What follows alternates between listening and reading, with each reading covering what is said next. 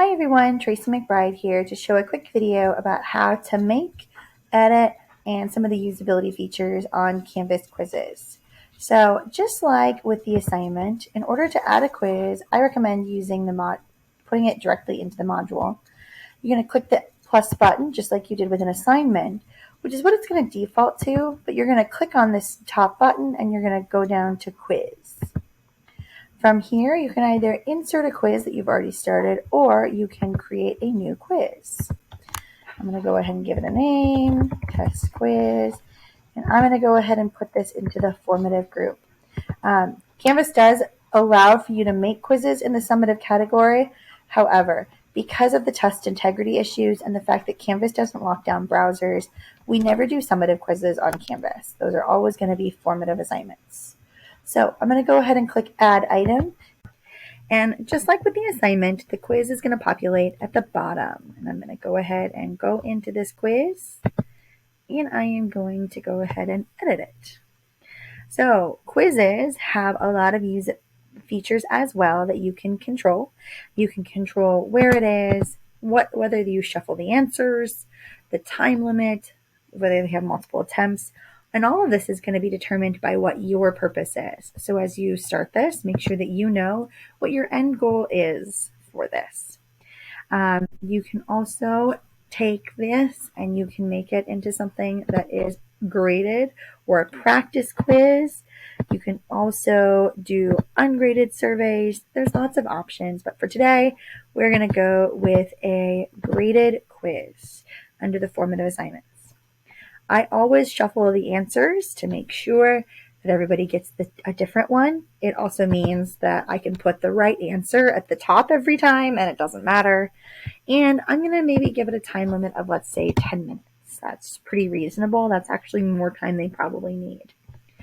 I'm not going to allow for multiple attempts, though you can, and you can just keep the highest score. And then you can control how many attempts they get, maybe 2, maybe 3. We're not going to do multiple attempts. I'm also not going to let them see their responses right away because I want to make sure that all of my classes take it without knowing the right answers. This is something you can come back and change, and then you can let them see the correct answers. You can determine when that happens. So maybe this would be a better option. Show correct answers maybe an hour after it has been taken. So I could put it in at 4 o'clock is when they get to see the right answers, and maybe then I want to hide it. You can also show one question at a time. It's not something that I typically do. You can require an access code so that they can't do this before you see them. So McBride pre-test. And then they have to be able to type that in, and it is case sensitive. And then you'll want to put in a due date. So maybe it's due at 3 o'clock today, and then they can see the correct answers at 4. Once you've gotten all that, click the save button. I find that it can be a little testy this way, and if you don't click save, then you might lose some of those features. So I always click save and then go back in and edit the questions. So all of that was details that have to do with the test. Now this is where we actually make the quiz itself. So I can go ahead and add all sorts of different types of questions.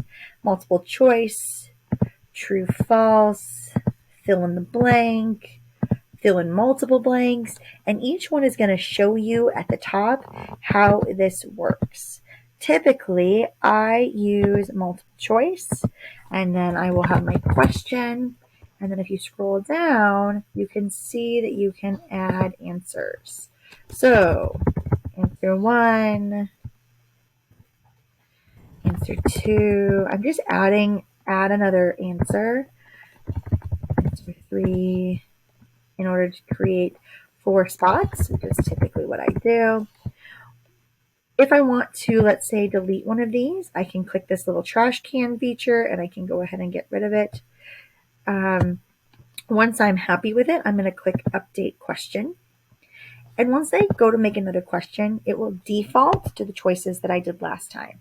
So it's multiple choice and it has 4 possible answers. You can change the correct answer by changing where this little green arrow exists. And that's how you notate which one is the correct answer.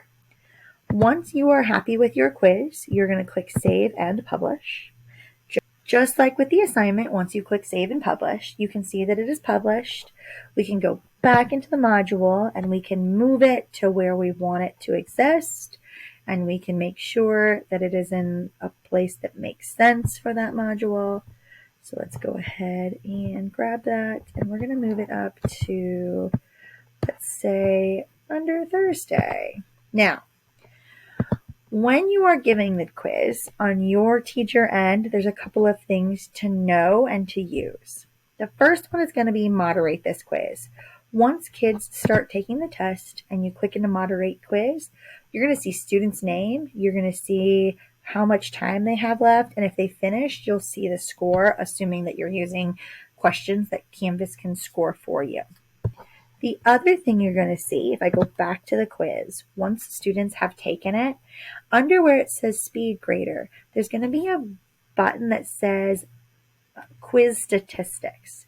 This is really great to use in the moment. So let's say I have my students take a 5-question quiz over the reading from the night before. They come to class, they take the quiz, I give them a time limit, let's say 3 minutes. And then after 3 minutes, I can go over those 5 questions immediately, and it displays it on your integrated display in a way that allows you to show them the right answer, how well people did. It creates a little bit of competition, which they really like and thrive off of, but it allows me as the teacher to, in the moment, correct those misconceptions before even beginning the lesson for the day. So quizzes are a really great feature to use. I really like it, and I recommend it as a formative assessment. So if for some reason that you decide that you no longer want this quiz or you want to get rid of it, you'll need to go through the same process you did for the assignments. You'll go into quizzes, and then you'll go ahead and use the search feature, or you can scroll through your quizzes in order to click on the 3 little dots and click delete. All right, that's it. Hopefully you will find quizzes as useful as I do. If you have any questions, don't hesitate to reach out.